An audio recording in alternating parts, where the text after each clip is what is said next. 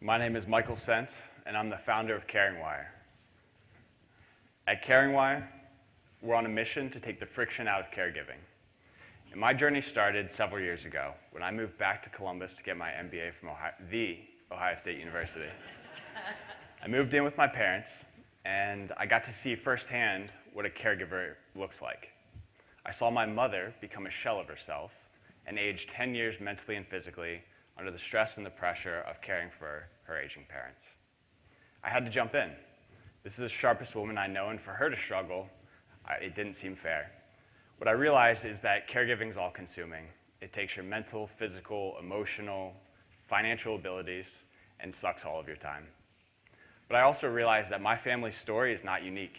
There's 45 million caregivers in the United States that suffer from this situation. 70% of the people over the age of 65 will require long-term support services. As we heard from Joseph today, it's a growing, wealthier, and more demanding population than ever. So when I noticed that all my mom's friends at book club, this is all they talked about, were in this same situation, I decided to dig in.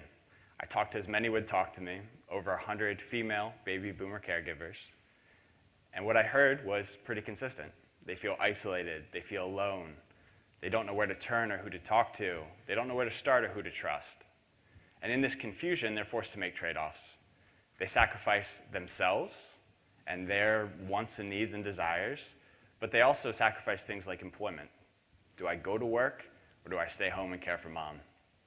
That's the challenge that our family, that our communities are dealing with. Some people can afford that, a lot of people cannot. And in the room here, we have so many people who dedicate their lives to supporting individuals as they go through these situations. Amazing organizations, and there's a lot of them. Yet it's still so challenging for individuals to connect to the right resource for their situation and know where to turn and who to talk to. This challenge only gets greater as we look over time. The proportion of caregivers is decreasing as the demand increases. This is a challenge that requires a different way of thinking in order to deliver wraparound care. And technology has conditioned all of us to expect convenience in everything that we do. We can order from our favorite restaurant across town and know the driver's name that's going to deliver it to us. Why doesn't this work for caregiving? Is it that easy? I don't think so. But what can we learn and what can we apply from those technologies to this caregiving space, particularly when it's so massive? A third of the US population in a decade, $800 billion, $20,000 per household. I envision a model that's both high touch and high tech, that empowers our communities, our service providers, our social workers, and our families with technology to become the hub of care navigation, coordination, and communication. We know that our families are asking, our care partners are asking for resources. They're looking for help. They're turning to friends, they're turning to family. They're going to the emergency department to find answers from the doctor. How do I keep my loved one at home as long as possible? We know that our care partners, both formal and informal, are challenged.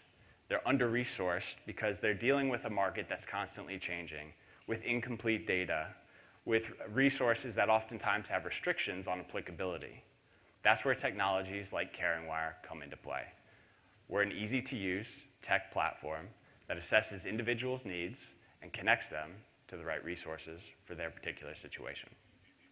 We use data to empower both formal and informal care partners to efficiently connect somebody to the right resource for their situation, all while staying in a closed-loop communication system that helps families, even if they're separated by long distances, and partners stay closely connected.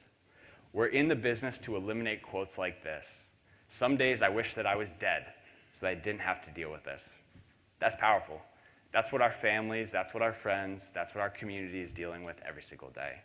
I'm fortunate enough to be supported by amazing organizations who have said, yes, I will pilot with CaringWire to understand how I can transform my level of care.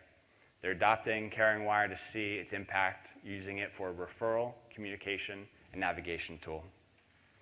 So I'm here today to share my story, to shed light on an issue that a lot of you are very familiar with, but it's very personal to me and something that I've taken on as a life mission. I'm also here today as a resource. If you believe CaringWire can add value to your organization or your community, come talk to me. Thank you.